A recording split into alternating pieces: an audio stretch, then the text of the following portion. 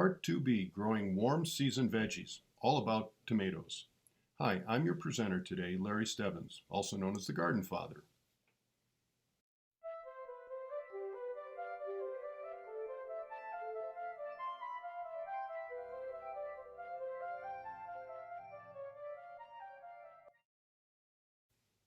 In today's segment, we're going to be talking about pruning tomatoes and so much more. Now, if you're a gardener, you're going to know that you need to prune your tomatoes if you want to get a good harvest. Now, there's methods for single, double, or triple stem, and we'll talk about the benefits of all three. For the single stem tomato method, trim off all suckers that grow in the crotch of the stems. On the left-hand picture, you can see the suckers, and just pinch them off with your fingers. Now, your plants will grow taller, and you use this method for indeterminate tomatoes. And they'll grow taller, and it shows here that you can actually trellis them on a vine and grow many more tomatoes in a smaller spot. But they'll grow tall, so you'll need a space where they can grow up. Now, when you're pruning indeterminate tomatoes for single stem, you prune off all the suckers, I mean all of them, and you only keep the main stem. And this, like I said, allows for a taller growing single stem. Now, people have used this if they're in a greenhouse where they've got a lot of height but not a lot of width. So they take advantage of the tallness of their greenhouse by pruning single stem so they can have tomatoes all the way up the vine.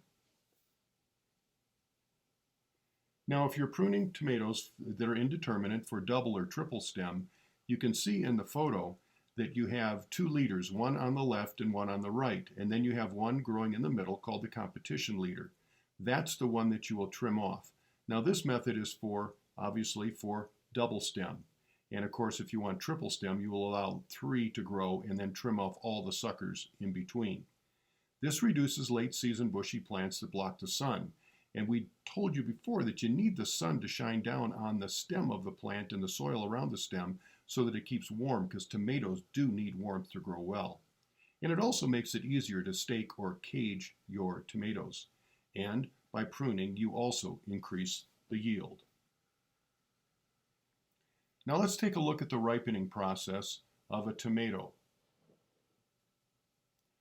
It's pretty complex, but easy to understand. The tomato cells, of course, are very, very small, swell in size to a mature size in green tomatoes. That makes it go from a small tomato, obviously, to a larger tomato, and it's green. It has green in color, the chlorophyll. Next, the fruit slightly whitens and produces ethylene gas that breaks down the green chlorophyll. So as that process continues, this is the beginning of ripening. And that's what makes gardeners kind of excited, because they know in just a short time they'll be picking ripe tomatoes. Now, when that green-white tomato starts changing colors to red, the red color is lycopene. This is a good sign, and it continues on. And at that time, it actually softens the cells, the cell walls, because pectins in the cell walls start to break down. And then inside also the seeds are formed, and it continues to mature. Now, the last stage is the further development of the sugars and the ascorbic acid vitamin C. And this continues as long as the tomato is still on the vine. Cool soils slow down this process. Now, when you pick that tomato, before it ripens, the sugars and the ascorbic acids haven't had time to fully develop. So usually the taste of the tomato at that point will stay the taste of the tomato at that point. So that's why vined ripened tomatoes taste so much better than those that you find in the stores that are picked a little earlier.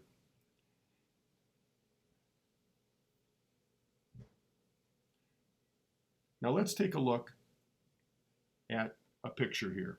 The 4 stages of ripening are shown here in the picture. Of course, the first the green, then it whitened with the 2, slightly turning colors. The lycopene starts to develop in number 3, and of course 4, the fully ripened tomato. And it needs warmth to do this. That's why it's important that your soil stays warm during the ripening process. Now here are some of my favorites. Big Beef is a hybrid, and it is one of my favorites. It's a cross between 2 varieties of tomatoes, and it usually has a pretty good disease resistance, and the tomatoes are just a great balance between the sugars and the ascorbic acid, and it's just a wonderful tomato. Goose Creek Black is one that we found years ago. It's hard to find now, but we'll talk about that later. And it is a great heirloom tomato that we'll keep going. And I've been sharing the seeds all over town. Sun Gold is our third variety that's our favorite, and it's a smaller cherry type, and it can either be found in heirloom or hybrid varieties. Of course, the hybrid has a little disease resistance bred into it. Now here's some big beef from 2 plants. That's the harvest from 2 plants on that particular day, and it is quite prolific. And of course, this is the reason why you grow tomatoes. You know, there's no other reason to grow tomatoes than to put it on a bun with either a hamburger or a veggie burger, and it is so delicious. Now for Goose Creek, of course you can find big beef all over town, but Goose Creek Black is hard to find. But I have been sharing the seeds, and one of the local garden shops, Good Earth Garden Center, is now growing the plant. But if you want to buy the seeds, look for Miss Penn's Mountain Seeds online. I gave her some seeds years ago, and she's kept it going, and she sells the seeds now. So take a look at that if you want to grow your own. Now here are some common problems that you may have with your tomatoes. One is called blossom end rot, and they say it's usually due to the lack of calcium from the plant. But here's something else that's interesting. Our soils here in Colorado Springs have a good amount of calcium in it for the most part, so adding calcium usually doesn't solve the problem. But blossom end rot can be caused by the plants not being able to uptake the calcium that is already in the soil. And this usually happens when there's inconsistent watering. You know, you go from dry soils to wet, wet to dry, the heat, the cool, you know, you've seen it all here in the Pikes Peak region. So try to keep consistent watering, and this will usually prevent it. So if you have a few that start to form this, don't worry. You know, just make sure you have consistent watering, and the chances are the rest of your tomatoes will be just fine. Now, another thing that happens is the tomato hornworm. This is actually the caterpillar of one of the sphinx moths, and you can usually see those. They start eating your leaves and your tomatoes, as you can see here. I just like to pick them off. If you have chickens, they're excellent food for chickens. But you can also use an organic bacteria, of course, called BT, Bacillus thuringiensis. Dust that on your plants, and the caterpillar will eat that and die. I try not to use that very often because it is indiscriminate, and if that dust gets on any other flowers or things in your garden, then it can also kill caterpillars, and of course it'll reduce the butterfly population. And of course we want to be careful because we're having problems, and whoever thought that we would have fewer insects than before because of all the things we do with pesticides and things, but we do. So I try not to use anything that kills these insects. Now here you can see the adult sphinx moth fluttering around. It's a great pollinator, by the way. Now here's some tomato diseases that are common. Early blight, late blight, and septoria leaf spot. Now the early blight, of course, these are all fungus, and it usually happens when there's high temperatures and humidity, and it makes it even worse. You can see it right there. Late blight is fungus that's also damaging during cool, wet weather, and it's fast spreading. And then the septoria leaf spot is a fungus. It starts on the lower leaves, and the plants start to lose their leaves. Any one of these three can set your tomato plants back and even kill the entire plant. But there are some things you can do, and let's take a look at this. These are some organically approved treatments: neem oil and copper octanoate.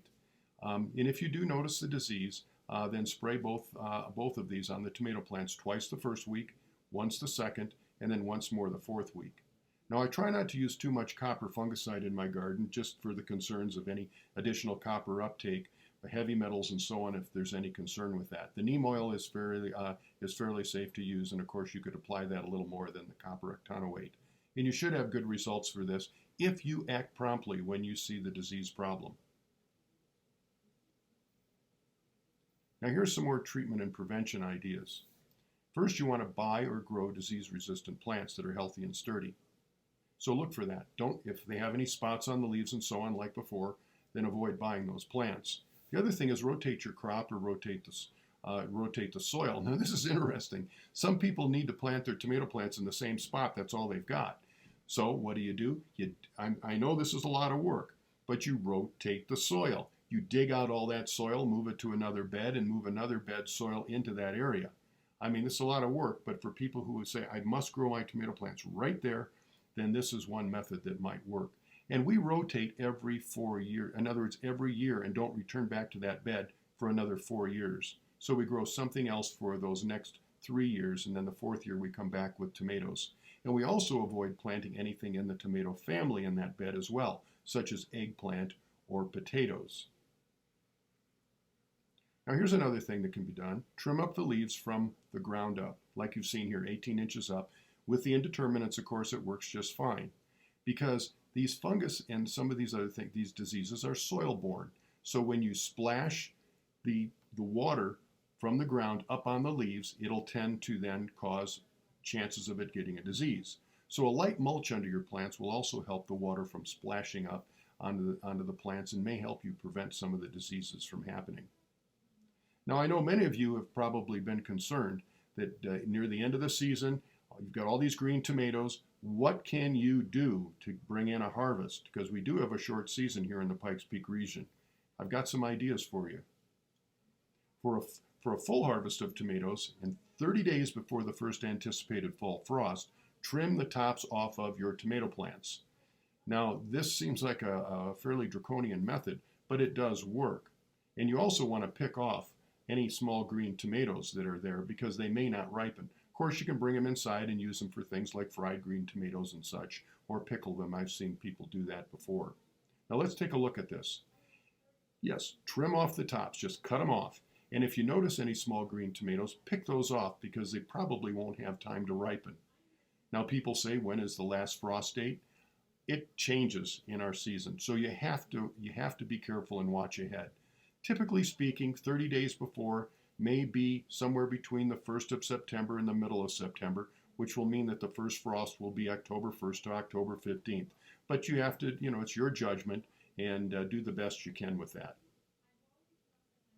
Well, that ends our presentation on tomatoes. I hope that you have success with tomatoes this year.